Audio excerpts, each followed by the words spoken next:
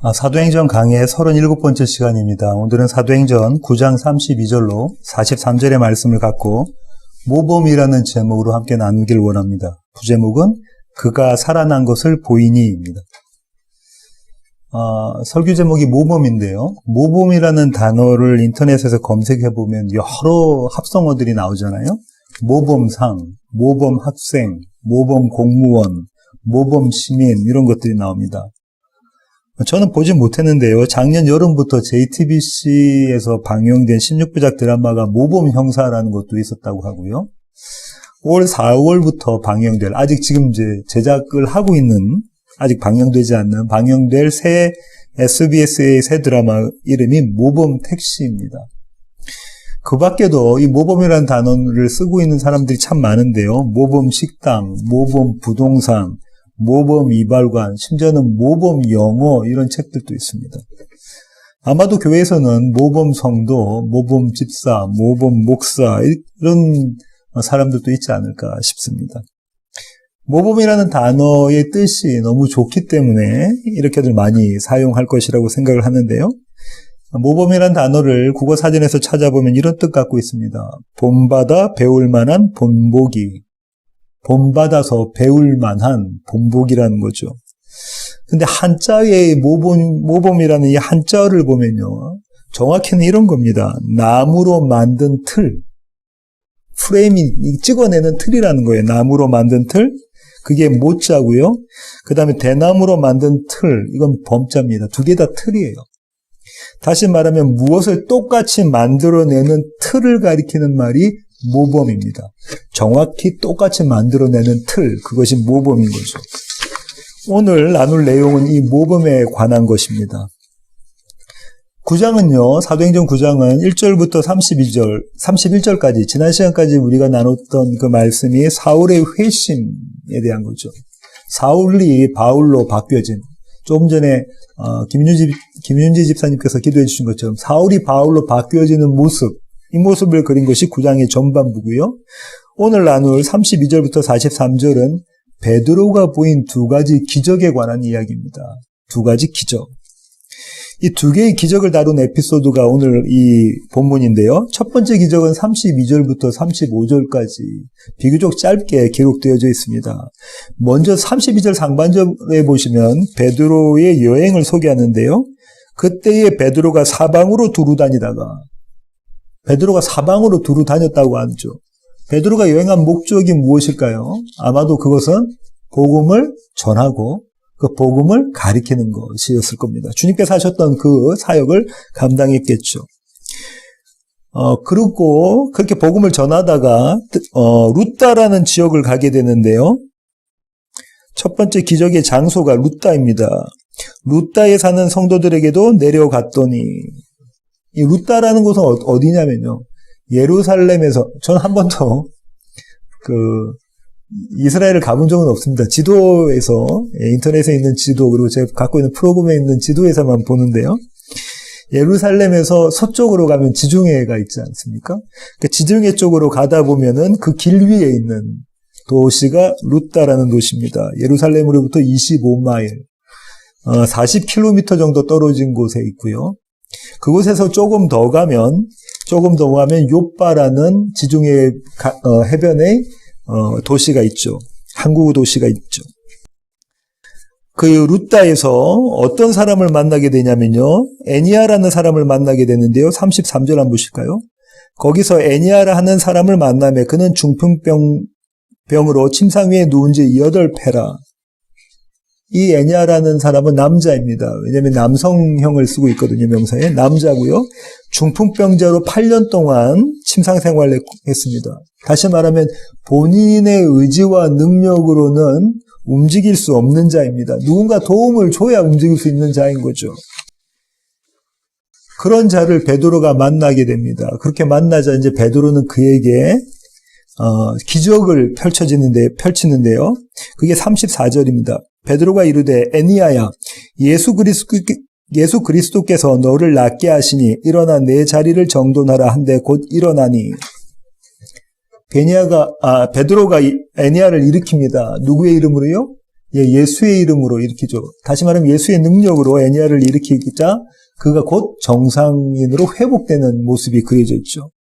그리고 그 결과를 루가는 이렇게 기록하는데요. 35절 보십시오. 루다와 사론에 사는 사람들이 다 그를 보고 주께로 돌아오니라. 누가의 표현이 지금 어떻게 되냐면 이 첫 번째 기적의 결과로 드러난 구절이 이 35절인데요. 무엇이라고 누가가 표현하냐면 다 그를 보고 주께로 돌아왔다.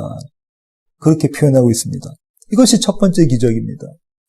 두 번째 기적은요. 36절부터 42절까지 나와 있는데 먼저 장소를 보시면요. 36절 상반절 욥바입니다. 욥바는 조금 전에 말씀드린 것처럼 지중해변에 있는 항구 도시고요. 여러분 잘 아신다 그죠? 요나서 할 때 우리가 욥바를 봤죠. 루다에서는 서쪽으로 12마일 한 19km 정도 떨어진 곳입니다. 지중해변에 붙어 있고요. 해변 북쪽으로는 욥바라는 그 항구 도시 북쪽으로는 사론이 있고 조금 더 올라가면 가이사라가 있습니다. 여기서 한 사람을 만나게 되죠. 그게 36절 하반절부터 37절까지인데요. 제가 한번 읽어보겠습니다. 다비다라 하는 여제자가 있으니 그 이름을 번역하면 도루가라. 선행과 구제하는 일이 심히 많더니 그때 병들어 죽음에 시체를 씻어 다락에 누이니라. 루다가 욥바에서 가까운지라 제자들이 베드로가 거기에 있음을 듣고 두 사람을 보내어 지체 말고 와달라고 간청하여. 헬라어 이름으로는 도루가라고도 부르는 다비다라는 여제자가 있었다는 거죠. 여제자가 여기 처음 나옵니다. 이 다비다는 아람어인데요. 남편의 이름이 같이 기록되지 않은 것으로 봐서도 아마 이 다비다도 과부였을 겁니다. 근데 뭐라고 이야기했냐면 선행과 구제를 많이 했다고, 심히 많이 했다고 하죠. 선행과 구제를 일삼았던 자입니다. 동료 과부들까지 이렇게 보살폈던 것 같아요. 그런 그녀가 병들어 죽게 되었습니다. 그러자 베드로가 그녀에게 기적을 행하게 되는데요. 40절, 41절을 보실까요? 베드로가 사람을 다 내보내고 무릎을 꿇고 기도하고 돌이켜 시체를 향하여 이르되 다비다야 일어나라 하니 그가 눈을 떠 베드로를 보고 일어나 앉는지라. 베드로가 손을 내밀어 일으키고 성도들과 과부들을 불러 들여 그가 살아난 것을 보이니. 사람들은 그녀의 장례를 치르지 않고 그녀를 씻겨서 다락방에다 올려놓죠. 그리고 베드로에게 떨어져 있는 베드로에게 연락을 합니다. 루다에 있는 베드로에게 연락을 해서 도와달라고 요청을 하죠. 그리고 마침내 베드로가 그 자리에 옵니다. 모든 과부들이 그 시체 옆에서 그녀의 시체 옆에서 그녀의 죽음을 슬퍼합니다. 죽기 너무 아까운 사람이라는 거죠. 왜요? 지금까지 선행을 그 다음에 구제를 그렇게 많이 베풀었던 사람입니다. 자기도 그런 도움을 받았던 사람이기 때문에 그렇게 된 모두들 다 아까운 사람이라고 슬퍼했을 겁니다. 그런 그녀에게 베드로가 기도하고 다비다를 일으킵니다. 그리고 다비다는 소생하게 되죠. 다시 살아나게 됩니다. 누가는 여기서도요, 이 기적의 결과를 기록하고 있는데요. 42절입니다. 온 욥바 사람이 알고 많은 사람이 주를 믿더라. 누가는 이렇게 이야기합니다. 많은 사람이 그녀의 소생함을 보고 다시 살아남을 보고 주님을, 예수 그리스도를 믿게 되더라. 이렇게 결론을 내고 있죠. 두 기적의 결론이 똑같습니다. 그죠? 그들을 보고 그렇게 살아난, 그리고 그렇게 고침받은 그 모습을 보고 그 기적을 보고 누구에게로 가더라? 예수께로 가더라. 여기까지가 오늘 두 에피소드, 오늘 있는 이 두 에피소드, 두 기적의 그 내용이고요.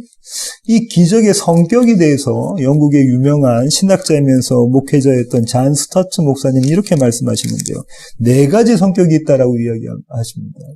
첫 번째는 이런 겁니다. 이 기적은 예수의 모범을 따른 것이다라는 거죠. 예수님이 하신 대로 그렇게 했다라는 겁니다. 베드로가. 한번 찾아볼까요? 누가복음 5장 17절부터 26절 보시겠습니다. 누가복음 5장으로 가시겠습니다. 5장 17절부터 보시겠습니다. 18절부터 제가 한번 읽어보겠습니다. 18절부터. 한 중풍병자를 사람들이 침상에 메고 와서 예수 앞에 들여놓고자 하였으나 무리 때문에 메고 들어갈 길을 얻지 못한지라 지붕에 올라가 기와를 벗기고 병자를 침상째 무리 가운데로 예수 앞에 달아내리니 예수께서 그들의 믿음을 보시고 이르시되 이 사람아 내 죄 사함을 받았느니라 하시니 서기관과 바리새인들이 생각하여 이르되 이 신성 모독하는 자가 누구냐 오직 하나님 외에 누가 능히 죄를 사하겠느냐. 예수께서 그 생각을 아시고 대답하여 이르시되 너희 마음에 무슨 생각을 하느냐 내 죄 사함을 받았느니라 하는 말과 일어나 걸어라 하는 말이 어느 것이 쉽겠느냐. 그러나 인자가 땅에서 죄를 사하는 권세가 있는 줄을 너희로 알게 하리라 하시고 중풍병자에게 말씀하시되 내가 내게 이르노니 일어나 네 침상을 가지고 집으로 가라 하시매 그 사람이 그들 앞에서 곧 일어나 그 누웠던 것을 가지고 하나님께 영광을 돌리며 자기 집으로 돌아가니 모든 사람들이 놀라 하나님께 영광을 돌리며 심히 두려워하여 이르되 오늘 우리가 놀라운 일을 보았다 하니라.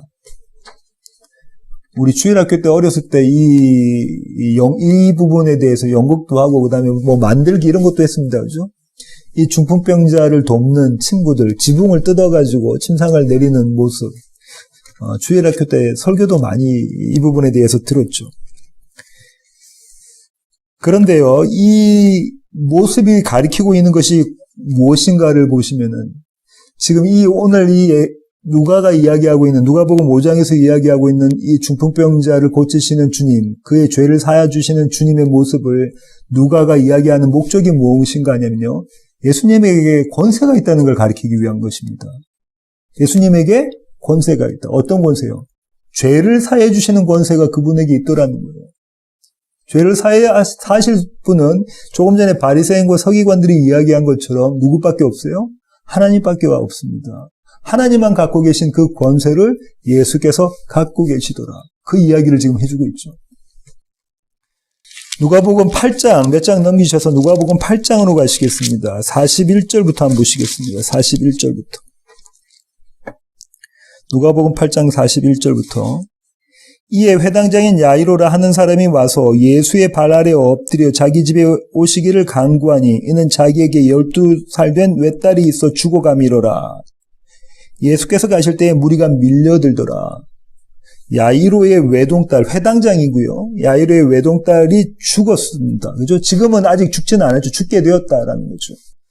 그 다음에 어떤 사건이 있냐면 12해를 혈루증으로 앓았던 여인을 고쳐주시는 장면이 그림이 그려져 있고요.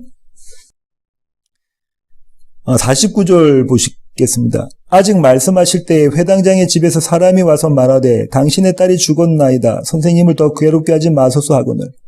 기다리다가 마침내 딸이 죽어버렸다는 거죠. 50절 예수께서 들으시고 이르시되 두려워하지 말고 믿기만 하라. 그리하면 딸이 구원을 얻으리라 하시고 그 집에 이르러 베드로와 요한과 야고보와 아이의 부모 외에는 함께 들어가기를 허락하지 아니하시니라. 모든 사람의 아이를 위하여 울며 통곡하며 예수께서 이르시되 울지 마라. 죽은 것이 아니라 잔다 하시니 그들이 그 죽은 것을 아는 거로 비웃더라. 예수께서 아이의 손을 불러 이르시되 아이야 일어나라 하시니 그 영이 돌아와 아이가 곧 일어나거늘 예수께서 먹을 것을 주라 명하시니 그 부모가 놀라는지라. 예수께서 경고하사 이 일을 아무에게도 말하지 말라 하시니. 여기 누가복음에 있는 누가복음 5장과 누가복음 8장에 있는 이 구조를 사도행전의 오늘 본문과 비교해 보시면 정확히 똑같습니다. 죽은 자를 살리실 때 사람들을 내쫓고 하시는 그 장면까지도 정확히 똑같아요. 표현된 것들도 똑같고요. 이 장면도 예수님께서 권세가 있으시다라는 것을 보여주기 위한 것인데요. 여기서는 어떤 권세요? 죽음을 물리치시는 권세가 그분에게 있다는 것을 보여주고자 하신 것입니다. 무엇을 물리치시는 거예요? 죽음을 물리치시는 권세가 그분에게 있다. 바울은 고린도 교회에게 보낸 편지에서 이렇게 이야기하죠. 사망한 네가 쏘는 것이 어디 있느냐. 주님에게 이 권세가 있다는 것을 가르쳐주고 있는 것이죠. 두 번째로요. 잔 스타트 목사님은 이 기적은 예수 그리스도의 권능에 의한 것이다라고 이야기하고 있습니다. 다시 사도행전 9장으로 돌아오시면은요. 사도행전 9장을 한번 보실까요? 34절 한번 보시겠습니다. 34절. 애니아야 예수 그리스도께서 너를 낫게 하시니 예수께서 너를 낫게 하시는 거야. 내가 아니라 예수께서 너를 낫게 하시는 거야. 일어나 내 자리를 정돈하라. 40절 보실까요? 베드로가 사람을 다 내보내고 무릎을 꿇고 기도하고 누구에게 기도했을까요? 예수 그리스도께 기도했습니다. 예수의 능력에 힘입어 이 다비다를 살려낸 것이죠. 이 기적은 누구의 권능에 의한 것? 예수의 권능에 의한 것. 첫 번째는 예수의 모범을 따른 것이고 두 번째는 예수의 권능에 의한 것입니다. 스타트 목사님이 말씀하시는 세 번째 이 기적의 성격은요, 예수 그리스도의 구원을 표시한 것이다. 이 두 기적은 예수 그리스도의 구원을 표시한 것이다. 왜냐하면 조금 전에 읽으셨던 34절과 40절에 이런 동사 나타나는데요. 일어나라. 일어나라. 이 단어는요, 누가가 어디에 사용했냐면요, 예수님의 부활에 이 단어를 사용했습니다. 누가복음 9장 22절 보시겠습니다. 누가복음 9장 22절. 이르시되 인자가 많은 고난을 받고 장로들과 대제사장들과 서기관들에게 버림받아 죽임을 당하고 제3일에 살아나야 하리라 하시고, 이 살아나야 하리라가 일어나라라는 단어입니다. 우리는 번역을 살아나다라고 했는데요. 일어나다입니다. 같은 누가복음 18장 33절 보실까요? 누가복음 18장 33절. 그들은 채찍질하고 그를 죽일 것이나 그는 3일 만에 살아나리라 하시되, 여기서도 살아나리라가 일어나라라는 단어로, 일어나라라는 단어가 살아나리라로 번역되어져 있죠. 24장, 누가복음 24장 7절 보실까요? 24장 7절. 이르시기를 인자가 죄인의 손에 넘겨져 십자가에 못 박히고 제3일에 다시 살아나야 하리라. 계속해서 주님께서 돌아가시기 전에 내가 살아날 것이다, 살아날 것이다. 그때 사용됐던 단어가 이 일어날 것이다, 일어나다라는 단어입니다. 부활하시고 난 다음에도 주님은 그 말씀을 하셨는데요. 46절 보실까요? 또 이르시되 이같이 그리스도가 고난을 받고 제3일에 죽은 자 가운데서 살아날 것과 계속해서 말씀하시죠. 사도행전에서도 나옵니다. 사도행전 2장 24절 보실까요? 사도행전 2장 24절입니다. 하나님께서 그를 사망의 고통에서 풀어 살리셨으니 이는 그가 사망에 매여 있을 수 없었습니다. 사망에 매여 있을 수 없었다. 하나님께서 그를 풀어 살리셨다 할 때 이 살리셨다가 일어나다입니다. 한 군데만 더 보겠습니다. 사도행전 3장 26절 한번 보실까요?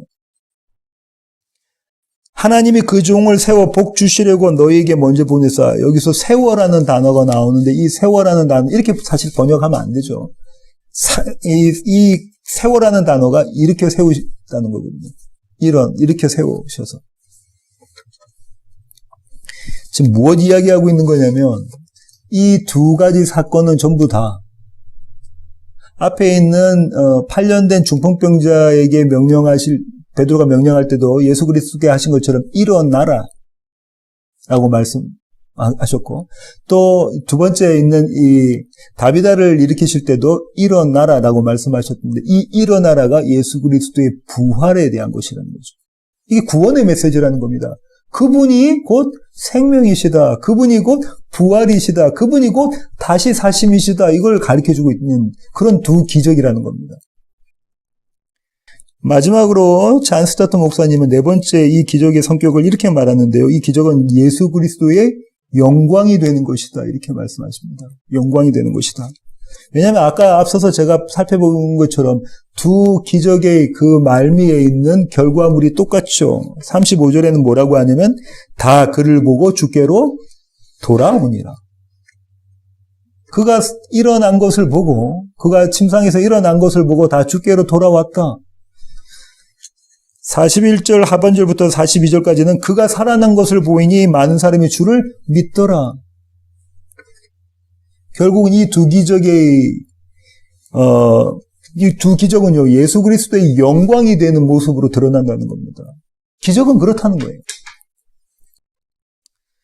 저는 이 기적의 의미를 한마디로 이야기하면 이렇게 표현할 수 있을 것 같습니다. 이 두 기적은 예수 그리스도의 목회를 말씀하고 계신 것이다. 그분의 목양을 말씀하고 계시는 것이다.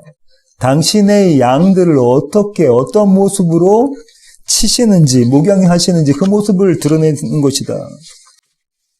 예수 그리스도의 목양은요, 생명을 살리시는 목양입니다. 8년의 중풍병으로 꼼짝할 수 없는 자, 마치 죽은 자 같은 자를 살려내시는 그런 목회. 더 나아가 이미 죽어버린, 그렇게 해서 손쓸 수 없는 그런 여인을 살려내시는 그런 목회. 그분의 목회는 생명을 살리시는 목회입니다. 아까 우리가 찾아봤던 그 구절, 제가 말씀드렸던 그 구절 한번 보실까요? 고린도전서 15장 55절. 고린도전서 15장 55절입니다. 찾으셨으면 제가 한번 읽어보겠습니다. 사망아 너의 승리가 어디 있느냐? 사망아 네가 쏘는 것이 어디 있느냐? 사망이 결코 예수 그리스도를 붙잡지 못하고 예수 그리스도께서 사망을 이겨내셨다라는 거죠. 그 이겨내신 그 승리로 우리와 함께 하신다. 우리를 승리케 하신다. 그 말씀을 바울이 하고 있네요. 이 바울의 이 말씀은요, 오래전에 호세아 선지자가 동일한 말씀을 했는데요. 호세아 13장 14절 한번 보실까요? 호세아 13장 14절입니다. 찾으셨으면 제가 한번 읽어보겠습니다. 내가 그들을 수월의 권세에서 속량하며 사망에서 구속하리니 사망아 네 재앙이 어디 있느냐? 수월아 네 멸망이 어디 있느냐? 뉘우침이 내 눈앞에서 숨으리라. 사망아 도대체 네가 어디 있니? 너의 권세가 어디에 있니? 그렇게 이야기하고 있죠. 네 모습이 보이지 않는다라고 하나님께서 말씀하십니다. 호세아 선지자를 통해서. 근데 하나님 뭐라고 말씀하시냐면 이렇게 처음 시작하시잖아요. 내가 그들을 누굴요? 이스라엘을, 교회를, 저와 여러분을 누가요? 여호와 하나님께서 그렇게 하신다는 거예요. 여호와 하나님께서 우리로 하여금 사망에서부터 벗어나게 하셨다라는 겁니다. 호세아 선지자가 그 이야기하고 있죠. 그 얘기를 바울이 이어받아서 사망아 네가 쏘는 것이 어디 있느냐 이렇게 이야기한 거죠. 다시 말하면 예수님의 목회는 어떤 목회라고요? 예수님의 목회는 생명을 살리시는 목회입니다. 이렇게 그분의 목회는 생명을 살리시는 목회고요. 두 번째로 그분의 목회는, 예수 그리스도의 목회는 차별이 없으신 목회입니다. 아까도 말씀드린 것처럼 애니아는 남자였고요. 아주 비활동적인 사람이었습니다. 할 수 있는 것도 아무것도 없는 사람이죠. 8년 동안 중풍병자로 침상에 누워 있었던 사람이었으니까 그렇습니다. 반대로 다비다는요, 여성이었고요. 그는 매우 활동적인 사람이었습니다. 그래서 열심으로 교회를 섬기고 충성봉사, 헌신했던 사람이죠. 하지만 주님은 이 두 사람에 대해서 아무런 차별 없이 둘 다 일으켜 세우십니다. 둘 다 일으켜 세우세요. 열심히 일을 했건 열심히 일을 하지 않았건 그들의 어떠함과 상관없이 예수 그리스도의 원하심으로, 그분의 계획하심으로, 그분의 작정과 약속을 갖고 이들을 일으켜 세우십니다. 세 번째로 예수 그리스도의 목회는 성실하신 목회인데요. 예수 그리스도는 조금 전에 우리가 살펴본 것처럼 누가복음 5장과 8장에서 나왔던 그런 구절들 외에도 구약에서도 이런 동일한 사건들이 일어났거든요. 그때 주님께서 그 자리에 함께 하셨습니다. 열왕기상 17장 17절부터 24절입니다. 열왕기상 17장 17절부터 24절. 제가 한번 읽어보겠습니다. 이 일 후에 그 집 주인이 되는 여인의 아들이 병들어 증세가 심히 위중하다가 숨이 끊어진지라. 여인이 엘리야에게 이르되 하나님의 사람이여 당신이 나와 더불어 무슨 상관이 있기로 내 죄를 생각나게 하고 또 내 아들을 죽게 하려고 내게 오셨나이까. 엘리야가 그에게 그의 아들을 달라 하여 그를 그 여인의 품에서 받아 안고 자기 거처하는 다락에 올라가서 자기 침상에 누이고 여호와께 부르짖어 이르되 내 하나님 여호와여 주께서 또 내가 우거하는 집 과부에게 재앙을 내리사 그 아들이 죽게 하셨나이까 하고 그 아이 위에 몸을 3번 펴서 엎드리고 여호와께 부르짖어 이르되 내 하나님 여호와여 원하건대 이 아이의 혼으로 그의 몸에 돌아오게 하옵소서 하니 여호와께서 엘리야의 소리를 들으심으로 그 아이의 혼이 몸으로 돌아오고 살아난지라. 엘리야가 그 아이를 안고 다락에서 방으로 내려가서 그의 어머니에게 주며 이르되 보라 네 아들이 살아났느니라. 여인이 엘리야에게 이르되 내가 이제야 당신은 하나님의 사람이시요 당신의 입에 있는 여호와의 말씀이 진실하니 동일한 줄 아노라 하니라. 저와 여러분이 익히 잘 알고 있는 에피소드다, 그죠? 엘리야가 이 여인의, 이 과부의 외아들을 살려내는 장면이죠. 근데 이 장면에서 자세히 보시면 이 장면이 이 엘리야가 이 아이와 한몸 되는 장면이 그려져 있습니다. 그죠? 주님이 우리와 한몸 되심으로 이렇게 생명을 주셨다는 거죠. 이 자리에 주님이 계셨던 거죠. 그 결과가 뭡니까? 이 과부가, 이 아들의 어머니인 이 과부가 뭐라고 말하죠? 내가 주님의 말씀이, 당신의 말씀에 있는 여호와의 말씀이 진리인 줄, 진실인 줄, 참인 줄 내가 이제는 알겠다. 한 군데 더 보겠습니다. 이 엘리야의 제자였던 엘리사도 똑같은 모습이 드러나는데요. 열왕기 하 4장으로 가시겠습니다. 열왕기 하 4장 20절 한번 보실까요? 곧 어머니에게로 데려갔더니 나까지 어머니의 무릎에 앉아있다가 죽은지라. 여인의 아들이 죽게 됩니다. 자, 그러자 이제 32절부터 한번 보실게요. 엘리사가 집에 들어가 보니 아이가 죽었는데 자기의 침상에 눕혔는지라. 들어가서는 문을 닫으니 두 사람뿐이라. 엘리사가 여호와께 기도하고 아이 위에 올라가 엎드려 자기 입을 그의 입에, 자기 눈을 그의 눈에, 자기 손을 그의 손에 대고 그의 몸에 엎드리니 아이의 살이 차차 하더라. 엘리사가 내려서 집안에서 한번 이리저리 다니고 다시 아이 위에 올라가 엎드리니 아이가 7번 재채기하고 눈을 뜨는지라. 엘리사가 게하시를 불러 저 수넴 여인을 불러오라 하니 곧 부름에 여인이 들어가니 엘리사가 이르되 내 아들을 데리고 가라 하니라. 여인이 들어가서 엘리사의 발 앞에 땅에 엎드려 절하고 아들을 안고 나가니라.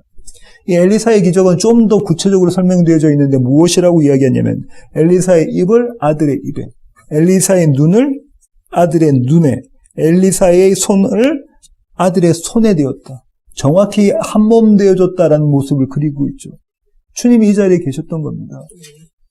그 주님의 그 구약에서 이 엘리야와 엘리사가 이 죽은 아들을 살려내시는 그 장면에 주님이 계셨고, 누가복음에 나왔던 그 장면에 주님이 계셨고, 오늘 이 장면에서 베드로와 함께 하시는 모습인 거죠.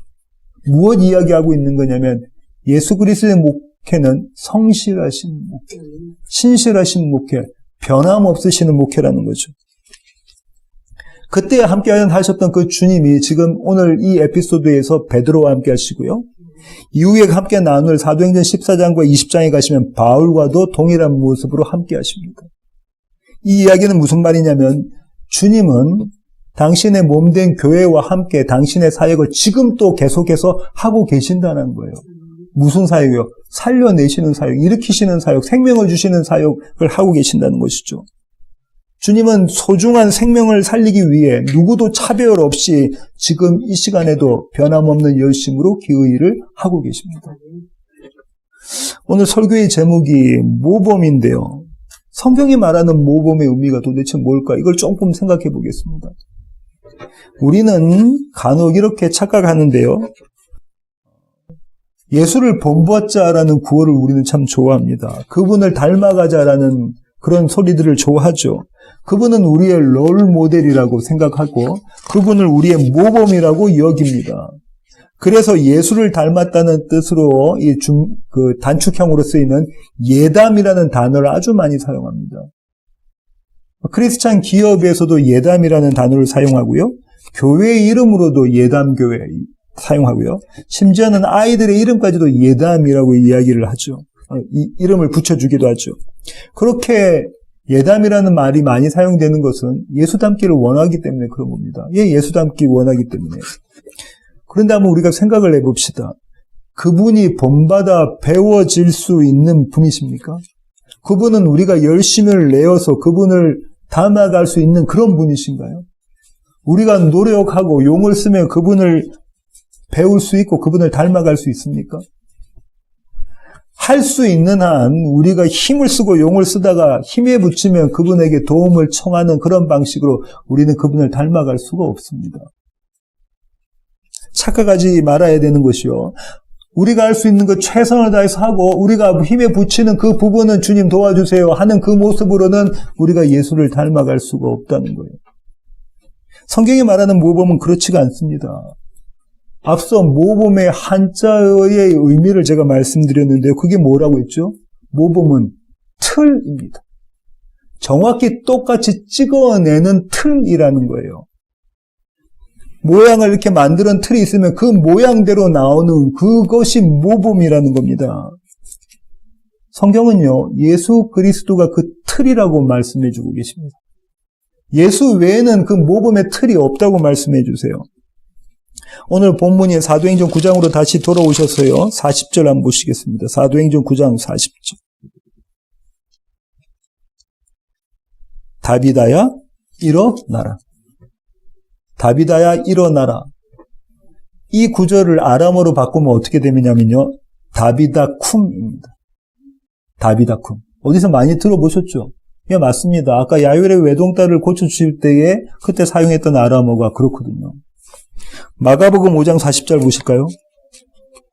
마가복음 5장 40절입니다.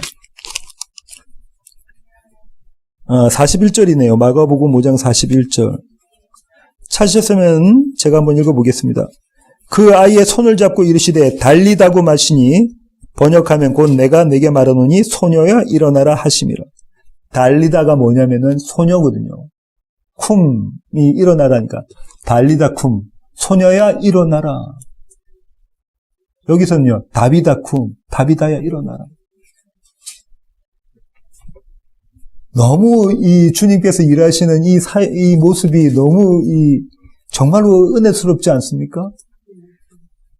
베드로의 외침은 마치 틀에 찍은 것처럼 예수 그리스도가 하셨던 그것을, 그 외침을 그대로 합니다. 자기가 무슨 용을 쓰고 힘을 써서 하는 게 아니라 예수 그리스도가 달리다 쿰 했던 것처럼 이번에는 베드로가 다비다 쿰 하고 있다고요. 그 틀에 찍은 것처럼. 그 자리에 그 순간에 예수 그리스도가 그와 함께 하셨기 때문에 일어날 수 있는 것, 이것이 모범입니다. 성경에 말하는 모범은 그리스도 예수를 본받는 것이 아니고요. 그리스도 예수가 나와 함께 하는 것, 그것이 모범입니다. 그리스도 예수가 내 안에 계시고 내가 그분 안에 있는 것, 그것이 모범입니다. 그렇게 그분과 한 몸 되는 것, 눈에 눈을, 코에 코를, 입에 입을, 손에 손을, 발에 발을 맞추고 있는 그 모습이 모범입니다. 그렇게 예수의 모범, 다시 말해 예수의 틀에 찍혀 나오는 것, 그 결과로 예수를 닮아가는 것이죠. 더 정확히 말하면 그 결과로 예수와 똑같아지는 것. 그것이 그리스도인의 모습입니다. 물론 문득문득 간혹 드러나는 모습이죠. 그렇게 모범의 틀을 통과한 자들의 모습이 41절부터 42절에 나오는데요. 그가 살아난 것을 보이니 온 요파 사람이 알고 많은 사람이 주를 믿더라. 베드로가 지금 어떻게 했냐면 이 다비다를 그 집에 있던 사람들에게 보입니다. 어떻게 했다는 거예요? 그가 이제는 더 이상 죽지 않고 살아났다. 그가 죽지 않고 살아났다라는 것을 보였다고 해요. 그러니까 많은 사람들이 예수 그리스도께 돌아오고 그분을 주님으로 믿더라. 이 모습을 그대로 먼저 보여주신 분이 계신데요. 그분이 예수 그리스도십니다. 먼저 보라 하신 모습을 보여주셨죠. 사도행전 1장 3절 보실까요? 오늘 찾으실 구절의 마지막 구절인데요. 사도행전 1장 3절. 그가 고난받으신 후에 또한 그들에게 확실한 많은 증거로 친히 살아계심을 나타내사 40일 동안 그들에게 보이시며 하나님의 나라의 일을 말씀하시니라. 뭐라고요? 친히 살아계심을 나타내서 예수 그리스도께서 당신이 살아나심을 친히 보여주셨다는 거예요. 친히 보이셨다. 바로 이 구절이 교회의 정체성이고 교회의 사명입니다. 친히 살아나심을 보이시는 것. 어떤 모습을요? 내 안에서 일하시는 예수 그리스도를 통해서 내가 살아난 것을 세상에 보이는 방식으로 그분이 살아나셨다라는 것을 증거하는 거죠. 다시 말씀드립니다.